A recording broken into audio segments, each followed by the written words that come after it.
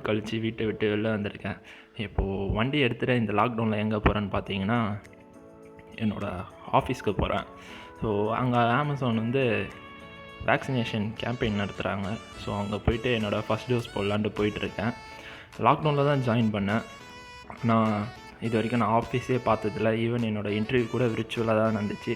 So first time போகிறதுனால கொஞ்சம் எக்ஸைட்மெண்ட்டாக தான் இருக்குது எப்படி இருக்குன்னு பார்க்குறதுக்கு. பாருங்க, போகிற வழியில் லாக்டவுனில் கூட எவனும் சிக்னலை மதிக்க மாட்டான் இந்த இடத்துல. இந்த இடம் பேசிக்காக பார்த்தா செம்ம டிராஃபிக்காக இருக்கும். இப்போ பார்த்தா காலியாக இருக்குது. இது நந்தனம் சிக்னல் கரெக்டாக செம்ம டிராஃபிக்காக இருக்க வேண்டிய இடம் காலியாக இருக்குது. இந்த ரூட் வழியாக தான் நான் டெய்லி காலேஜ் போவேன். காலேஜ் படிக்கிறப்ப காலேஜ் முடிச்சு 2 வருஷம் ஆகுது. அமேசான்லேருந்து ஒரு மெயில் வந்துச்சு, எப்படி வேக்சினேஷன் ட்ரைவ் நடக்குது. ஸோ அதுக்கு ரிஜிஸ்டர் பண்ணிட்டு வந்து உங்களோட ஃபஸ்ட் டோஸோ செகண்ட் டோஸோ நீங்கள் போட்டுக்கலாம் அப்படின்னு சொல்லிட்டு நான் என்ன பண்ணேன், வந்த உடனே அப்ளை பண்ணிட்டு ரிஜிஸ்டர் பண்ணிட்டேன். ஸோ ஃபஸ்ட்டே போயிட்டா நம்மளுக்கு காலியாக இருக்குன்னு பார்த்து கிளம்பிட்டு இருக்கேன். அங்கே போனால் தான் தெரியும் எவ்வளோ பேர் வராங்க, எவ்வளோ பேர் போடுறாங்கன்ட்டு. ஆனால் இங்கே ஒரு மைத் இருக்குது, மோஸ்ட்டாக வேக்சினேஷன் போட்டால் உடம்பு சரியில்லாமல் போகுது, உடம்பு வலி வருது, பெயின் வருதுன்ட்டு. சரி, அது என்னெல்லாம் எப்படிலாம் இருக்குன்னு நம்மளும் ட்ரை பண்ணி பார்த்துருவோம் அப்படின்னு சொல்லிட்டு போயிட்டுருக்கேன். இந்த ரோடு எவ்வளோ ஜகஜோதியாக இருக்க வேண்டிய ரோடு தனியாக காலியாக இருக்குது. இங்கேயும் ஒரு அமேசான் இருக்குது, இங்கேயும் எம்ப்ளாயிஸ் ஒர்க் பண்ணுவாங்க. ஆனால் இது மெயின் கேம்பஸ் கிடையாது. ஸோ சென்னையில் மெயின் கேம்பஸ் வந்து கண்ணஞ்சாவடியில் இருக்குது. இந்த ரூட்லேருந்து கொஞ்சம் முன்னாடி போனால் என்னோடய காலேஜ் வந்துடும். ஆனால் முன்னாடி போக வேண்டிய அவசியம் இல்லை, லெஃப்ட் எடுத்துடலாம், ரைட் எடுத்துடலாம். இது வழியாக தான் நம்ம இப்போது ஓல்டு அமேசானுக்கு தான் போக போகிறோம். ஆனால் இப்போ புதுசாக ஷிஃப்ட் ஆகிட்டுருக்காங்கன்னு கேள்விப்பட்டேன், இன்னும் சரியாக தெரியல. ஓகே, அப்படியே உள்ளே போக வேண்டியதான். என்ட்ரியில் பாஸ்லாம் முடிச்சுட்டு ஃபோன் டூ லெவல் ஐடி கார்டெலாம் காட்டிட்டு இப்போ பைக் பார்க்கிங் போயிட்டுருக்கேன். சரி, பைக் பார்க்கிங்கில் விட்டு உள்ளே என்ன தான் இருக்குது, எப்படி தான் நடத்துகிறாங்க கேம்பெயின்னு போய் பார்ப்போம். எப்படி பக்காவாக மாதம் ஸ்டாண்டு போட்டாச்சு. புல்லட்டில் உக்காந்துட்டு போகிறது ஒரு தனி கெத்து தான். சரி, இப்போ சைலாக்கை போட்டு ஹெல்மெட்டை கலட்டிட்டு வெற்றி நடை போடும் தமிழகமே உள்ளே போக வேண்டியதுதான். அவ்வளோதான். இவ்வளோ பெரிய ஆஃபீஸ் வந்து பக்காவாக மெயின்டைன் பண்ணிருக்காங்க. சரி, அப்படியே என்ன தான் இருக்குன்ட்டு கொஞ்சம் நேரம் நடப்போம் உள்ளே. என்ன மாதிரி நியூ எம்ப்ளாயீஸ்க்கெலாம் கொஞ்சம் யூஸ்ஃபுல்லாக இருக்கிற மாதிரி தான் அவங்க பண்ணியிருக்காங்க. ஏன்னா அங்கங்கே இப்படி தான் வேக்சினேஷன் போகணும், இந்த ரூட்டில் தான் போகணுன்னு சொல்லிட்டு எழுதி வச்சுருக்காங்க. அது யூஸ்ஃபுல்லாக இருக்கும்.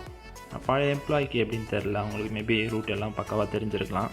ஸோ அவங்களுக்கு அவ்வளோ இல்லை. எனக்கு இது கொஞ்சம் யூஸ்ஃபுல்லாக இருந்துச்சு. இல்லைன்னா அங்கங்கே தேடும்.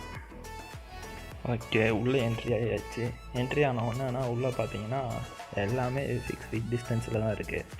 சரி, ஃபஸ்ட்டு என்ன பண்ணுறாங்கன்னா, அங்கே ஐஆர் தெர்மாமீட்டர்னு இருக்குது, அதில் போய்ட்டு டெம்பரேச்சர் செக் பண்ணுறாங்க. அதில் செக் பண்ணிவிட்டு இவங்க வந்து என்ன பண்ணுறாங்கன்னா டேக் மாதிரி கொடுக்குறாங்க. ஸோ உள்ளே இருக்கிற எல்லாருக்குமே இந்த டேக் கம்பல்சரியாக கையில் கட்டியிருக்கணும். கட்டி விடுவாங்கன்னு பார்த்தேன், ஆனால் கையில் கொடுத்துட்டு பல்பு கொடுத்துட்றாங்க. சரி, நமக்கு நாமே தான் சொல்லிட்டு கையில் கட்டியாச்சு. கட்டிட்டு இங்கே ரிஜிஸ்டர் பண்ணிட்டு அவங்க ஒரு டோக்கன் நம்பர் கொடுக்குறாங்க. என்னடா டோக்கன் நம்பர் ஒரு 100-150 இருக்குமோன்னு பார்த்தா புசுக்குன்னு 709 எடுத்து கொடுக்குறோம். பார்த்தா அடாடா இவ்வளோ கூட்டம் வந்திருக்கா இன்றைக்கி அப்படின்னு பார்த்துட்டு அப்படியே காண்டாகிட்டு போய் உக்காந்துட்டேன். உக்காந்தா எங்கள் அண்ணன் ஃப்ரெண்ட்ஸ்லாம் வந்திருந்தாங்க. சரி, அப்படியே அவங்களுக்கெல்லாம் பேசிட்டு வெயிட் பண்ணிகிட்டு இருந்தோம். நியர்லி ஒரு 20 minutes இந்த ஹாலில் வெயிட் பண்ணோம். என்ன சும்மா தான் உட்காரணும், வேறு வழி இல்லை. அதுக்கப்புறம் கொஞ்ச நேரம் கழித்து என்னோடய நம்பர் கூப்பிட்டாங்க. நம்பர் கூப்பிட்டோன்னே நானும் போனேன். வேக்சினேஷன் தான் போட அந்த ரூமுக்கு அனுப்புகிறாங்க. சரி, செட்டப் அங்கே இருக்குன்னு சொல்லிட்டு போயிட்டுருக்கேன் நான். ஆனால் உள்ளே போய் பார்த்தா தான் தெரியும் என்ன நடக்குதுன்ட்டு. உள்ளே போனோன்னு பார்த்தா இங்கே என்னடா அதை விட இங்கே டபுள் மடங்கு கூட்டமாக இருக்குது அப்படின்னு பார்த்தா வேக்சினேஷன் எங்கே போகிறாங்கன்னு கண்ணுக்கு தெரியவே இல்லை. சரி, உள்ளே போனோன்னா குட்டீஸ் கொடுத்தாங்க. அதில் என்ன இருக்குதுன்னு போட்டால் வேக்சினேஷனே பண்ணல, அதுக்குள்ளே வேக்சினேட்டர்னு சொல்லிட்டு கொடுத்துட்டாங்க.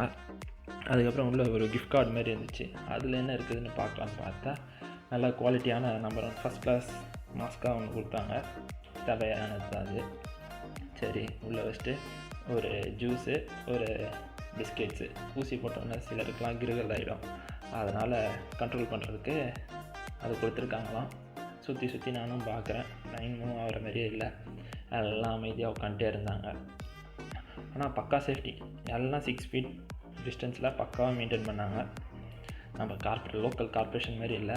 கார்ப்பரேட் வந்தது கிளியராக தெரியுது, நீட்டாக க்ளீனாக மெயின்டைன் பண்ணிகிட்டு இருந்தாங்க. அதுக்கப்புறம் கொஞ்ச நேரம் கழிச்சு லைன் மூவ் ஆச்சு. அந்த மூவ் ஆகிற இடத்துல என்ன கேட்குறாங்கன்னா, நம்ம ஆன்லைனில் ரிஜிஸ்டர் பண்ணியிருப்போம். ஸோ அந்த ரிஜிஸ்ட்ரேஷன் பண்ணோட டீட்டெயில்ஸ் வந்து இங்கே திருப்பி செக் பண்ணுறாங்க. அதில் ரிஜிஸ்டர் பண்ணியிருந்தால் தான் வேக்சினேஷன் போட முடியும். அந்த ரிஜிஸ்ட்ரேஷன் செட்டப்பை தாண்டி வேக்சினேஷன் போடுறதுக்கு இங்கே உள்ளே வந்தாச்சு. நியர்லி எனக்கு இங்கே வர்றது வந்து ஒரு 40 to 50 மினிட்ஸ், 1 ஹவர்னே வச்சுக்கலாம். 1 ஹவர் ஆகிருக்கும். 1 ஹவர் கழித்து வேக்சினேஷன் போட கரெக்டாக வந்துட்டேன். அந்த ப்ளூ கேம்ப்குள்ளே தான் வேக்சினேஷன் போடுறாங்க. சரி, என்ன தான் பண்ணுறாங்க, இவ்வளோ நேரம் வெயிட் பண்ணியாச்சு, உள்ளே போய் பார்ப்போம். கூப்பிட்டாங்க போடலான்னு பார்த்தா திருப்பி இங்கே வந்து உட்கார சொல்லிட்டாங்க. கையில் வேறு இந்த குட்டிஸை தூக்கிட்டே அலையிறதுக்கு ஒரு மாதிரி ஷையாக இருந்துச்சு. ஆனால் எல்லாரும் தூக்கிட்டு போனாலும் நம்மளுக்கு ஒன்றும் பெருசாக தெரியல. இதே காலேஜாக இருந்தால் எங்கேயாச்சும் தூக்கி போட்டு வந்திருப்பேன். சரி, அடுத்து நம்ம தான் போவோம். வெயிட் பண்ணிக்கிட்டு இருந்தேன். நெக்ஸ்ட்டு என்ன தான் கூப்பிட்டாங்க. சரி, வைக்கலாமா வேணாமா, கையில் எடுத்துகிட்டு போகலாமான்ட்டு ஒரு டவுட்டு. சரி, உள்ளே எடுத்துகிட்டு போயிட்டு ஒரு 10 செகண்ட் தான் இருக்கும் இன்ஜெக்ஷன் போட்டு வந்துட்டேன். இது வந்து என்னோடய பிரதரு. நான் போட்டது வந்து வீடியோ எடுக்கல. ஸோ இதை கொஞ்சம் வீடியோ எடுத்தேன் என்ன தான் பண்ணுறாங்கன்ட்டு. உள்ளே போயிட்டு அவ்வளோதான், ஃபஸ்ட்டு டீச்சர் எடுத்து துவச்சிட்டு டாப் பண்ணி எடுத்து சொல்லிட்டாங்க. அதுக்கப்புறம் வெளியே போனோம். வெளில போயிட்டு இது எங்கள் அண்ணனோட கொலீக்ஸு கூட ஒர்க் பண்ணுறவங்க, அவங்களாம் ஒரு அட்டண்டன்ஸ் போட்டு வந்தோம். எங்கள் அண்ணன் போயிட்டு நான் உள்ளே தான் அப்சர்வேஷனில் இருந்தேன். இது முடிச்சுட்டு வேக்சினேஷன் முடிச்சுட்டு ஒரு 30 மினிட்ஸ் அப்சர்வேஷனில் இருக்கணும். அதுக்கப்புறம் தான் வெளியே வரணும். நான் மட்டும்தான் இருந்தேன், எங்கள் அண்ணன் இல்லை. சரி, அதுக்கப்புறம் வேக்சினேஷன் முடிச்சுட்டு அப்சர்வேஷன்லாம் இருந்துட்டு வெளியே வரோம். அமேசானே நான் இப்போ தான் ஃபஸ்ட் டைம் பார்க்குறேன். உள்ளே போயிட்டு ஃபுட் கோர்ட்டில் தான் வச்சு வேக்சினேஷன் எல்லாம் போட்டுட்ருக்காங்க.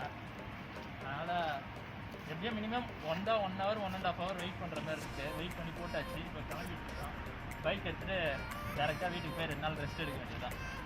உள்ளே போகிறப்ப வெளிச்சமாக போயிட்டு வெளில வரப்போ இருட்டாயிடுச்சு. அப்போ தான் எனக்கு ஒரு சாங் தோணுச்சு. இரவா பகலா குளிரா வெயிலான்னு சொல்லுவாங்களே, அது இதுதான் போல். கார்ப்பரேட் ஆஃபீஸில் உள்ளே வெளிச்சமாக போனால் வெளில இருட்டானாலும் ஒன்றும் தெரியல, அவ்வளோ கம்ஃபர்ட்டாக இருக்குது உள்ளே. சரின்ட்டு திருப்பி வந்த ரூட்லேயே வந்தாச்சு. இதில் என்னென்னு பார்த்தா, கவர்மெண்ட் சொன்ன கைட்லைன்ஸை வந்து பக்காவாக அமேசான் ஃபாலோ பண்ணுறாங்க. ஸோ இந்தமாரி எல்லா இடத்துலையும் ஃபாலோ பண்ணால் மேபி ஸ்ப்ரெட் ஆகாது. வேக்சினேஷன் போட வேண்டியது ரொம்ப அவசியம்தான். ஆனால் நியர்லி ஒரு 1000 பீப்புள்ஸ் வந்திருப்பாங்க. இவ்வளோ பேர் வருவாங்க நான் எக்ஸ்பெக்டே பண்ணல. சும்மா ஒரு 200 பேர் வந்திருப்பாங்க. சரி, நம்ம டக்குன்னு போட்டு வந்துடலாம் அப்படின்னு பார்த்தா எனக்கு வந்த பேட்ச் ஐடியே 700+. ஸோ நான் வெயிட் பண்ணது ஒரு 1.5 hours வெயிட் பண்ணியிருப்பேன். அப்போவும் சரி, ஆளுங்க வந்துக்கிட்டே தான் இருந்தாங்க. அங்கே வாலண்டியர்ஸாக இருந்து பண்ணுறவங்களாம் ரொம்ப கிரேட்டு. மற்ற இடத்த கம்பேர் பண்ணுறப்ப அமேசான் வந்து எப்போவுமே யூனிக்காக இருக்கும். எல்லாம் பக்காவாக பண்ணானுங்க இன்றைக்கி. ஸோ எக்ஸ்பெக்ட் பண்ணதை விட அதிக பேர் வந்திருந்தாங்க. பண்ண வரைக்கும் சந்தோஷம்தான். இந்த வால் பெயிண்டிங் தான் ஏஷியாலே பெருசுன்னு சொல்லிக்கிறாங்க. ஆனால் இந்த ஏரியா ஓஎம்ஆருக்கு செம்ம அட்ராக்ஷனாக இருக்குது. அப்படியே போய்ட்டு இருக்கப்போ பார்த்தா ஐயர் ஏதோ முக்கிட்டு இருந்தாருங்க மத்திய கைலாஷ் கோயிலில். இந்த சிக்னல்லாம் எப்போவுமே செம்ம டிராஃபிக்காக இருக்க வேண்டிய இடம். இவ்வளோ காலியாக பார்த்ததே கிடையாது. பேரிகார்டெலாம் போட்டு இந்த நியூ இயருக்கு 12 மணிக்கு பண்ணுற மாதிரி பண்ணியிருந்தாங்க. போலீஸும் இவ்வளோ தான் கஷ்டப்படுவாங்க. முடிஞ்ச அளவு கண்ட்ரோல் பண்ணுறாங்க. மீறி போகிறவங்கள நம்மளும் ஒன்றும் பண்ண முடியாது. அவங்களாம் திருந்தினா தான் உண்டு. ஸோ நம்ம சேஃப்டியாக இருந்தாலும் மற்றவங்க அவங்க சேஃப்டியை அவங்க தான் பார்த்துக்கணும். எல்லாரையும் போலீஸ் கண்டிக்கவும் முடியாது. இந்த இடத்த பார்த்தாவே ஞாபகத்துக்கு வர்றது இந்த சுவுரு தான். இந்த சுவரால் பாதிக்கப்பட்டவளை நானும் ஒருத்தன். அண்ணா யூனிவர்சிட்டி அஃபிலிகேட்டடில் தான் படித்து பெருசாக கிழிச்சு வச்சுருக்கேன். அதனால தான் ஜாலியாக இருக்கேன். இப்போது சைதாப்பேட் வந்துட்டேன். இன்னும் ஒரு 5 நிமிஷத்தில் வீட்டுக்கு போயிடுவேன். கூடிய சீக்கிரத்துலேயே இந்த எல்லா கோவிட் செட்டப்லாம் முடிஞ்சு சீக்கிரம் பழைய மாரி ரெக்கவர் ஆகும்னு நினைக்கிறேன். எவ்வளோ ஸ்பீடாக ரெக்கவர் ஆகுதோ அவ்வளோ ஸ்பீடாக நம்ம ரிலாக்ஸ் பண்ணலாம். வீட்லேயே இருந்தவங்க காண்டாக தான் இருக்குது. எப்போ தான் வெளில போய் சுற்றுறது, எப்போ தான் பழைய லைஃப் திருப்பி வருன்ற மாதிரி தான் இருக்குது.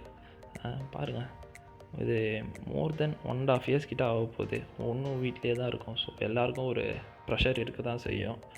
சொல்லிக்கலாம் வீட்லேயே இருக்கிறது ஜாலி அப்படின்ட்டு. ஆனால் கொஞ்சமாச்சும் வெளியே போயிட்டு வந்தால் தான் ரிலாக்ஸாக இருக்கும். இந்த டீநகர் பிரிட்ஜெலாம் எப்படி இருந்தது, க்ளோஸ் பண்ணி வச்சுருக்காங்க. இதெல்லாம் ஓப்பன் பண்ணி விட்டால் தான் நம்மளுக்கு கொஞ்சம் ஜாலியாக இருக்கும். அப்பப்போ போயிட்டு வரலாம். So back to normal life வரதுக்கு மேபி இன்னும் ஒரு 6 months எடுத்துக்கும்னு நினைக்கிறேன். இப்படியே லாக்டவுன் எக்ஸ்டெண்ட் பண்ணிக்கிட்டே தான் போகிறாங்க. ஆனால் இதுவும் நல்லது தான். போன வாட்டி பண்ண தப்பு பண்ணாமல் இந்த வாட்டி கரெக்டாக எக்ஸ்டெண்ட் பண்ணிகிட்ருக்காங்க. போன வாட்டி எடுக்காமல் விட்டுருந்தாங்கன்னா இந்த வாட்டி சரி ஆயிருந்திருக்கும். நான் என்னோடய ஃபஸ்ட் டோசேஜ் எடுத்துக்கிட்டேன். அதேமாரி கண்டிப்பாக நீங்களும் எடுத்துக்கோங்க. முடிஞ்ச அளவு சீக்கிரமாக எடுங்க. எங்கே அவைலபிலிட்டி இருக்கோ அங்கே போய் எடுங்க. இதுவும் கொஞ்ச நாளைக்கு தான் எல்லாம் சரியாயிடும். வீட்டிலே இருங்க. நானும் என்னோடய வீட்டுக்கு வந்துட்டேன். இதுவும் கடந்து போகும். திருப்பி பேக் டு நார்மல் லைஃப் வருவோம். பீஸ்.